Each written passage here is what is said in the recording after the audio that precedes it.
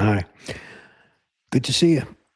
In this little webinar video here, what we're going to do is we're going to go through, we talked about the entrepreneurial mindset, and now we're going to talk about in more depth finding a problem worth solving, and that's really key. And also that the problem comes first. You got to figure out the problems before you go and find what the solution is going to be. You don't want to develop a beautiful solution and then go in search of a problem. That just, it can be a big waste of time. And it's not the way that we do things. So here we are, chapter 2, right? Find a problem worth solving. Why the problem always comes before the solution. Really, really key. So it's always problem first, right? That's the way we're going to work. And think about Mark Zuckerberg, right? 2004, Facebook. Students wanted to know each other and who was in their classes and all, what they look like, but there was no easy way to do that. He figured that out.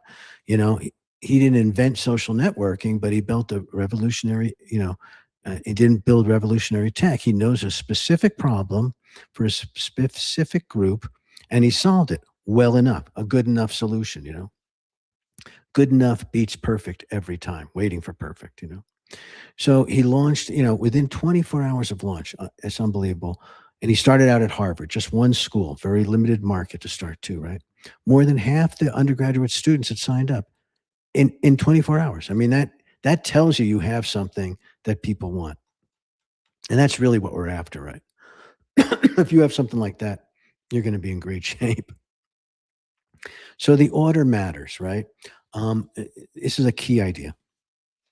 You don't want to be a solution in search of a problem. You want to find a problem that's real and there's feasible ways to do it, and then figure out a good enough solution that people are willing to pay for because it actually adds so much value to their lives in savings of time or money or whatever, because we tend to fall in love, especially engineers, right? Or whatever, technical people, we fall in love with the solution. What we build is what we think, whatever the market wants, who cares? I built this, build it and they will come. The old Field of Dreams thing where the guy builds the baseball diamond and all these, legends of baseball come out of the cornfield and stuff. Build it and they will come. Doesn't always happen. It doesn't rarely happens. So don't fall in love with the solution. Build the product. Try to find customers who need it. It's really key. The right order is find a real problem that people have. Understand who has it and why, design a solution around their needs, and then test it with real people. And then build more of what you find that what works, right? That's really the key. That's what we're trying to do here. So I skipped one here. Become a problem detective. Become the Sherlock Holmes of problems. What we're looking for is friction. Something. Moments in where something is harder, slower, more expensive, more frustrating than it should be. And then that's your opportunity. And then you try to figure out how to build something. So it's observing, and listening, tune into complaints. People describe their problems constantly, in jokes and, at the dinner table, whatever. You're going to find out what people don't like in their lives. And then if you key into that and ask direct questions, ask people what frustrates them, what's going on that they really don't like in their life. And that leads us to the problem interview, right? Which is a pretty cool thing. So you can ask questions like, what's the most frustrating part of your day? Is there something that you do regularly? It takes way longer than it should, and what's something you wish somebody would invent or create? Those are the kind of things you want to try to ask, or at least be posing these questions in your mind as you observe through your day. Is there anything that you spend money on that doesn't give you good value? These are really great ideas. It's what we want to do. So try this, right? The 50 idea game, where you're going to just think up 50 ideas as fast as you can, 10 minutes or less. Set a timer for just 10 minutes. Write down every idea. Don't filter them out. Don't think, oh, that's a ridiculous idea or whatever. Write them all down, and don't stop to evaluate. Don't cross anything out. Don't worry about originality and things. And just try to do that. You'll hit a wall around 15 or 20 ideas. And if you push through that, that's where some of the interesting ideas happen. That's why we say 50 ideas, right? Because after like 15 or 20, I've run out of ideas. That's when you have to push through that. And that's when some unique stuff might show up. And that's what we're really trying to That's what we're trying to mine, right? We're trying to mine our own ideas, our own brain. It's like, instead of mining for gold, we're mining for gold, but golden ideas, which are incredibly ephemeral. And once you find something like that, a product of your mind that can work, then you have something to work with. Then you have something to go with. So then evaluating problems, use these lenses. We're going to go deeper now.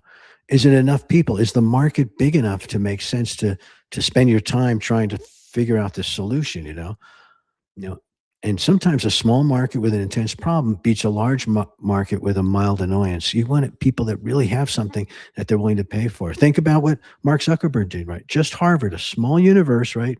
Generate and figure out a problem that everybody had there, and then solved it. So a small more, and then you can build out. If you have a niche and they really need that, then you can build out after a while. But that's really what we want to do, is find a group that really has a problem that we can solve, that we can figure it out. And are they willing to pay? The most reliable signal isn't what people say they pay, it's if they're already, if they're going to pay. When people open up their checkbook or open up their wallet, that's the key sign. That's the really thing. Because people will be polite and say, "Oh, your idea is great. Yeah, oh yeah, whoa, I'd like that." But then, what people say and what they do are two different things. What we say, what we do, and what we say we do are three different things. And the other thing is it feasible to solve? Can you solve this? Do you have the resources, where you can solve this problem? And nowadays too, you can pose these things to your AI chatbot, to ChatGPT or to Claude or something, and ask and see what comes up there. So what people say and what they do, right? That's really key. They say, oh, they definitely use it. They're being just polite, optimistic. That's unreliable. I'd pay for that for sure. People that they're good bakers and they bake like delicious bread or delicious cupcakes, and people say, oh, you should open a bakery. This stuff's so good. But are they really going to go to your bakery enough to support a bakery? You have to really watch out what people say and what their habits are. We know that from ourselves, right? We know lots of stuff that we should do that we don't do, and a lot of stuff that we shouldn't do that we end up doing. So, we have to be really cognizant of that, and that's why having building a quick website or landing page or something where you can see if people that don't have any, interaction with you will actually look at what you have and see, wow, that's compelling enough that I'll sign up for the waiting list. I'll put down a deposit, whatever it is. I'll use the pilot version. I like this quote by Henry Ford, who he invented the assembly line car. And if he had asked people what they wanted, they would have said faster horses. They didn't know about what a car could be. So sometimes asking people what they think about your vision can be wrong because they don't have a clue until they start using it, So think of this as like your one sentence problem statement, like this type of person struggles with this specific problem because, and then you put down the root cause of the obstacle, And here's a couple examples. By the way, this is in the the download with the notes and stuff. So you can go back through these slide decks and really step through it in more, read all the slides and all that if you want to do it that way. But and read it to someone who fits your target, say, put down your draft. And if they say, yep, that's it, you got it. If they look confused, keep listening and you got to refine it. This is another part of testing, right? Testing our hypothesis, but writing it down makes it concrete, right? So here's the key terms in this one, friction, something that's it's harder than it should be. That's your signal. That's your opportunity signal. Workaround, when people have to improvise because there's no good solution that exists. That's a really strong signal. You can commodify that workaround and figure out a way to make that workaround into a product or service. And willingness to pay. How much would they actually spend? And it's revealed by behavior, not words, right? We talked about that.